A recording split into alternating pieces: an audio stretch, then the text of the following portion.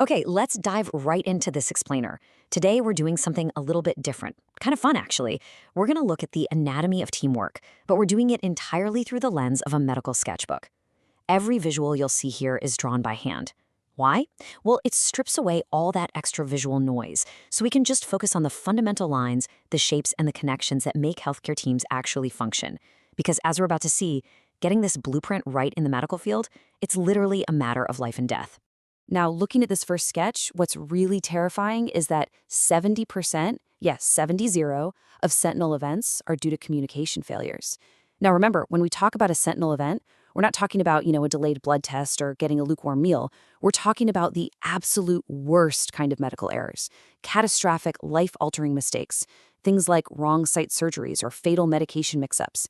And 70% of the time, the root cause isn't a lack of medical knowledge, it's not failing technology, it's just human beings failing to effectively communicate with one another.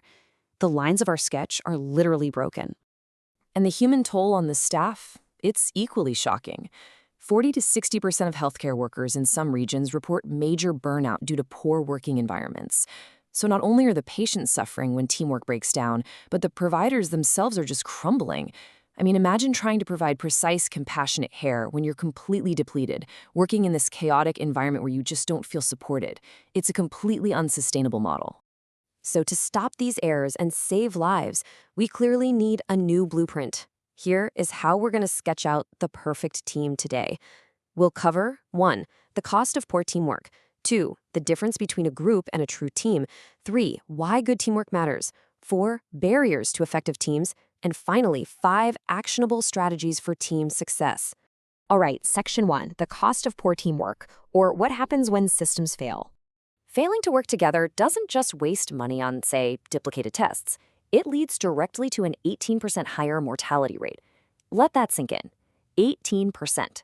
That means in a hospital where the staff is poorly coordinated, a patient's chances of surviving an emergency drop significantly compared to a place where the team is totally locked in. And the ripple effects? They're massive. Tests get duplicated, driving up costs. Staff turnover absolutely skyrockets because, frankly, people hate working in dysfunction. And the legal consequences? Malpractice claims surge. It's really just a systemic failure from top to bottom. Moving right along to Section 2, Group versus True Team, where we are drawing the line. So the crucial point we're sketching out here is this. A group works independently toward individual goals, while a true team is deeply interdependent and shares collective accountability. Picture a group as a bunch of separate parallel lines on our sketchpad. Everyone's doing their own thing, the surgeon's doing surgery, the nurse is charting, the pharmacist is dispensing, but they aren't really interacting. A true team, on the other hand, is an interconnected web. If a patient's blood pressure drops, it's not just the anesthesiologist's problem, right? It's everyone's shared focus. They hold themselves mutually accountable for the whole shebang. If we actually write out the definition for a healthcare team specifically, it all comes down to sharing that responsibility and authority for the final outcome. It doesn't even matter if you're an interdisciplinary team, meaning doctors, nurses, and allied health folks all mixing together, or an intraprofessional team made up entirely of, say, nurses. The defining characteristic is that common goal. No one gets to say, well, I did my part perfectly, so the patient's complication isn't my fault. The authority and the responsibility are completely shared. Section 3, why good teamwork matters, or building the ideal blueprint. This hand-drawn table really brings our ideal blueprint to life. Look at how distinct functions operate in the real world. A successful team isn't just a vague, warm and fuzzy feeling of camaraderie. It's built on specific, executable functions. Take coordination. That's a surgical team mapping out a procedure before the first incision is ever made. Or look at support. That's the emotional and professional backbone, like nurses covering for one another during a grueling night shift. And then there's accountability. That means having a dedicated quality improvement team reviewing adverse events, not to point fingers, but to actually fix the system. When you draw these 5 pillars together, you essentially build a fortress around the patient. And when those functions align perfectly, the clinical advantage is absolutely massive.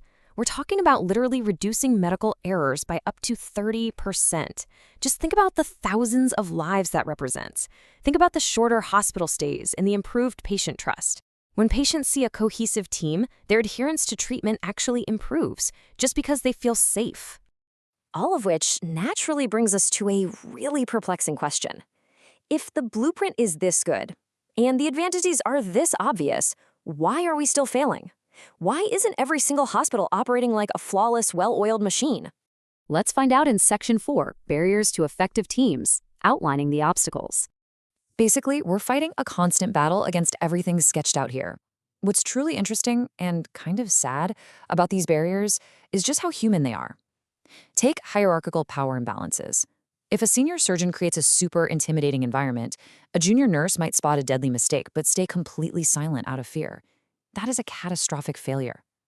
Then you've got role ambiguity. Everyone assumes someone else checked the patient's allergies, so nobody actually does it. Add in massive workloads, brutal time constraints, and a shortage of resources, and you got a perfect recipe for team collapse. People just retreat into their own little silos to survive the shift.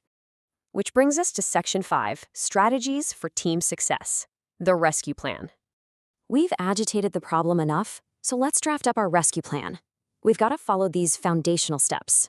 Step 1 and 2 are all about clarity. In a Code Blue emergency, you do not have time to figure out who's doing what. You literally use roll cards. You are airway, you are chest compressions, you are medications. Boom, roles are defined. Step 3 is crucial. Use effective communication, specifically the SBAR model. That's situation, background, assessment, recommendation. It's a structured way to hand over a patient so no critical detail gets lost in the jargon. And step 4, ensure mutual respect. If the team doesn't value the input of every single member, the whole sketch just falls apart.